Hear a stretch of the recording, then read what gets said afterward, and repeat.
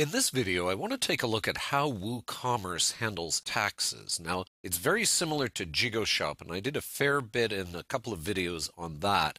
So I'm not going to go into all the details here. I just want to show you some of the differences. So I go over to taxes, and by default, they're enabled. If you weren't charging any taxes at all, of course, you could take those off. And then what you have down here are tax classes and tax rates. Again, like GigoShop had. By default, there's a standard rate. You can't get rid of that. It also has some ones here called reduced rate and zero rate. You choose those when you're in your products over here. So let's say I'm in my round teak bowl here. You go down to product data under taxes here. We're assuming it's taxable, so we'll leave the status like that. And this is where you choose those classes we were just talking about. Again, standard is the standard one. All right, so we're not going to worry about tax classes just at the moment. Let's set some rates for some places. So this is by country, and I'm going to add a tax rate here. Now, this is a little bit confusing here because it looks like you're supposed to check this off almost, but that's just an indicator of checking off this row. The button you want is actually over here, the edit button. Okay, so don't be confused. The text is over here. When you click this, then you get your choices and you start entering here. So I'm going to go down to Canada here, and I'm going to set something for all of Canada. We have a tax that applies to everybody in Canada. We can label it, so this is what will show up for visitors and customers here, GST, and it's 5%. You can get up to 4 decimal places. Now, I'm going to put on compound, and this is really the big issue. Compound, I think, means it adds on to other taxes. That's what I hope it means anyway. That's what it says it means up here. Compound tax is applied on top of other tax rates. Okay, well, let's see what happens. Now, I'm going to add another tax rate. Oh, I should say done here, by the way. It doesn't tell you right away what was selected, but it will show it to you later on. So I edit here. Now in this case, I only want to apply it to my own province in Canada. So there's a second tax that's going to apply just to my province. Okay. I'm going to call this one PST. It's a provincial sales tax. It's at 7%. And again, I'm going to check compound here because that's what I want. I want 5% plus 7% when I'm in British Columbia, when the customer is in British Columbia.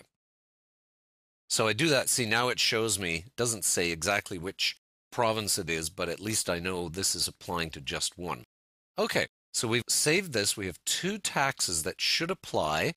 We go here. I'm in my checkout. I've already filled out my form here pretty much. I just wanted to show you this. When you select a country and I start entering Canada here, and I try to choose it like this, it actually doesn't take. So what you have to do is hit return there, and then it takes. I don't know why it works that way, but there's my provinces. I'm in British Columbia. Okay. So now I should see PST and GST, but all I'm seeing is PST. And this is where it gets very confusing. So I think, okay, I'll go back to here. Maybe these shouldn't be compound. Because it does say down here, non-compound rates will be summed. Now, to me, that says they're going to be added up. So maybe I'm misunderstanding compounds. So I save my changes. And I check out again here. I might have to choose my country. Yeah, it keeps losing state here. I don't know why. And I have to go back like that. So now it's applying GST, but not PST. I'm just going to make sure it knows I'm in British Columbia. So let me refresh again. Yeah, see, I keep losing the state there. Let's try entering it again. British Columbia. It's not doing it. Let's actually apply the order. Let's place our order and see if it did apply it at the end.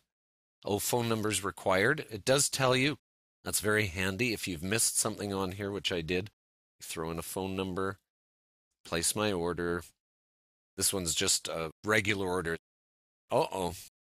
I may not have checked off a setting that shows me the cart. Where did we go here? Anyway, there may be a setting that allows me to actually see what I did. Sadly, it doesn't show me that right now. Okay, so let's go back to our cart here.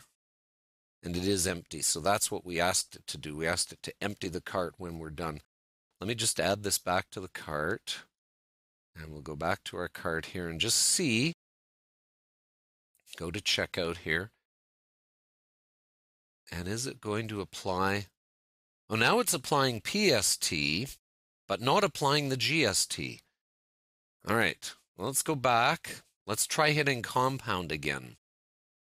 We got to make this work somehow, right? This is what gets a little frustrating with taxes. Yeah, see, it's just PST. Okay, so this is one of the problems. This is something that's in WooCommerce and not in JigoShop, and it's called local tax rates, where again, you can add a tax rate, but for specific locations, right down to zip or postal codes. I've tried that for British Columbia to add my local tax. Doesn't change anything. I still get one or the other. And it doesn't compound them the way it says it does. So I've been through this a lot and I haven't seen it. This is one of the things that can get very tough with shopping carts is it's very specific when you come to taxes, shipping very similarly, that WooCommerce and others, even though they've got some pretty complex choices and it's very flexible in many, many ways, it still doesn't necessarily always work exactly the way you need it to. By the way, in JigoShop, you were able to choose multiple tax classes per product. You actually can't choose that here. So my idea of creating two classes, GST and PST, and then applying both to the product can't work here because you can only choose one at a time. So there didn't seem to be any way around that problem here in WooCommerce.